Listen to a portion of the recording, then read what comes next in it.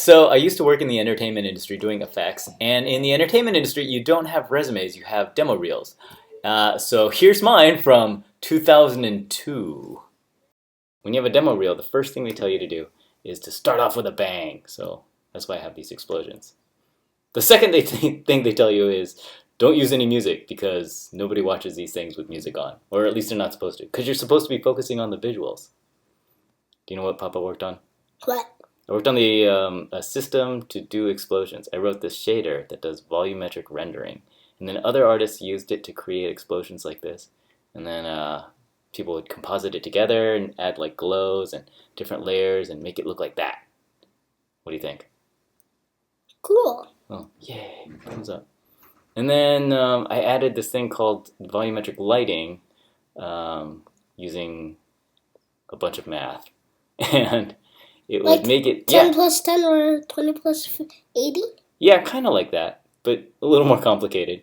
And so then what it did... With numbers? Yeah, with numbers and letters and vectors and three-dimensional stuff. And basically, it was a way to make the clouds look like they're lit from one particular direction. And then somebody else took the stuff and made it look like fire and things like that. And then in this one, I made it look like smoke. But it was steam? Yeah, well, steam, smoke, that sort of thing. Jet exhaust, you know. So most of these, I think, other people used my shader to create the elements, but in some of them, I actually did the work itself.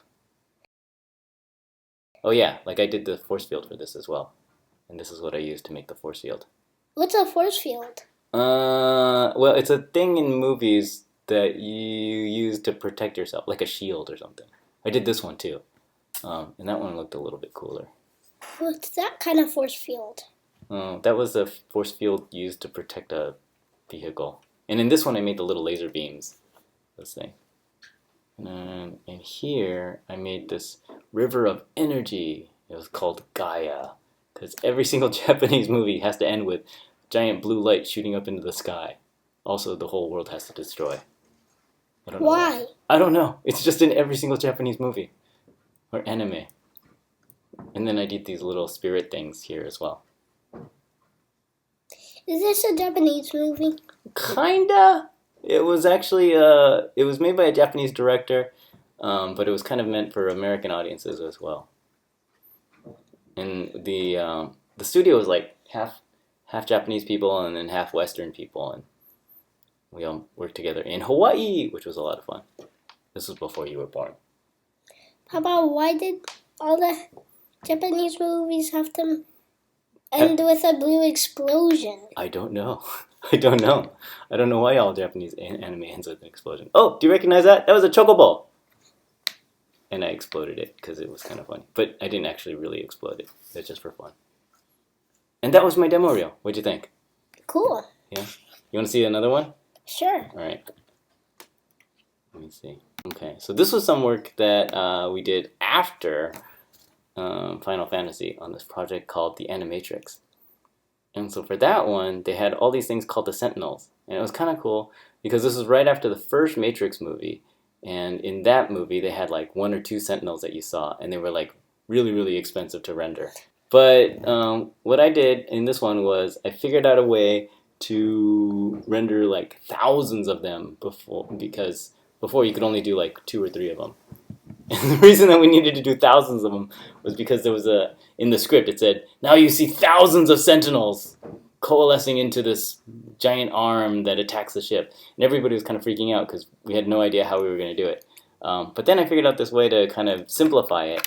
And so instead of every single one of those sentinel things taking up like tens of thousands of polygons and so forth, each one now took like a dozen or something. Why did you simple it down to dozens? Well, just so that we could render a whole bunch of them all at once. And this is a little bonus feature. See that? It's a cube. A cube. And then it turns into a cone and a sphere and another cube. It was actually 2 cubes. Yeah. Oh, can you read what that says? Kobayashi. Yeah, very good. That is also your name. That last one was actually from grad school. back in 1997. And I actually have something else from then, too.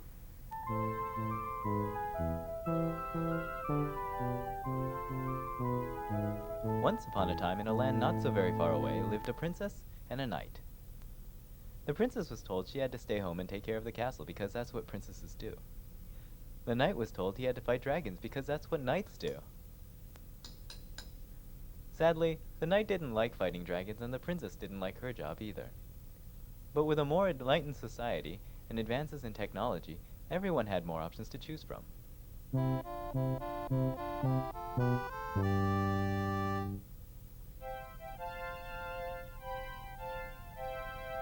Now, the princess could go and fight dragons, and the knight could pursue his secret hobby, making dragon stew.